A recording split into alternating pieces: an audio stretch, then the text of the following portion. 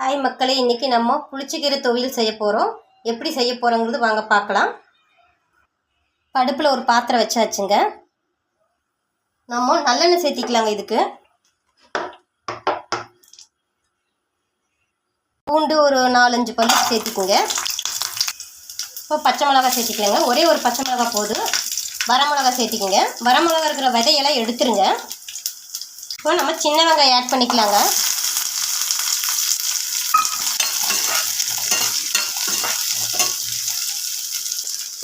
இப்போ வெங்காயம் நல்லா வதங்கிருச்சுங்க. தக்காளி ஒரே ஒரு தக்காளி போட்டால் போதும். ஜீரகம் பாருங்கள், இந்த சின்ன குட்டி ஸ்பூன் பிஞ்ச் அளவு போட்டால் போதும். இது கூட நம்ம பெருங்காய பொடி சேர்த்திக்கலாம். நம்ம புளிச்ச கீரையை ஆட் பண்ணிக்கலாம்.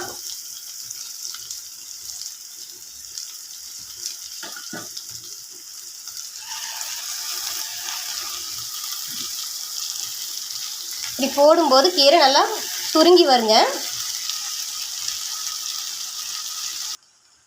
கீரை பாருங்கள் நல்லா சுருங்கி அமர்ந்துருச்சு பாருங்கள். டீ ஸ்லோவில் வைங்க. கலர் அப்படியே சேஞ்ச் ஆகுங்க. கீரையோட கலர் பச்சை கலராக இருக்குங்க. இப்போ பாருங்கள் அப்படியே கீரை கலர் மாறுது பாருங்கள்.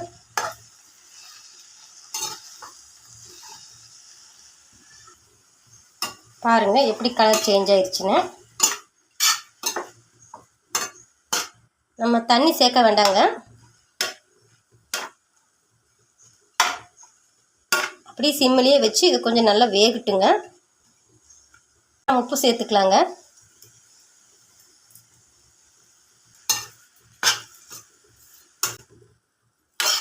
இந்த கீரை பாருங்கள், கீரை வெந்துடுச்சுங்க. கீரை எப்படி வலுவலுப்பாக இருக்குது பாருங்கள். இப்போ நம்ம இதை ஆற வச்சு அரைச்சிட்டு வந்துடலாங்க. பாருங்கள், அரைச்சிட்டு வந்தாச்சு. இப்போ நம்ம இதுக்கு ஒரு தாளிப்பு கொடுத்துர்லாங்க. இதுக்கு தேங்காய் சேர்த்திக்கலாங்க. தாளிப்புக்கு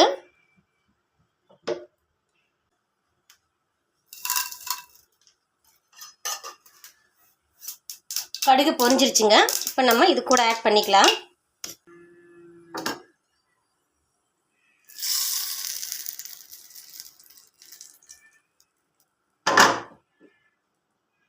புளிச்சக்கீரை ரெடி ஆயிடுச்சுங்க.